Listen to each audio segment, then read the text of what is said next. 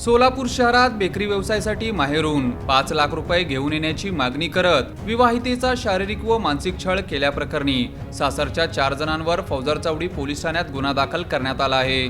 याबाबत ज्योती सोमनाथ माळी व 29 राहणार अवंतीनगर पुणानाका सोलापूर यांनी दिलेल्या फिर्यादीवरून पती सोमनाथ, सासू गौराबाई, दीर सतीश आणि जाऊ मीनाक्षी सर्व राहणार मुरारजीपेठ सोलापूर यांच्या विरुद्ध फौजदार चावडी पोलीस ठाण्यात गुन्हा नोंदवण्यात आला आहे। ही घटना जून 2023 ते जानेवारी 2026 या कालावधीत फिर्यादीच्या सासरी घडली।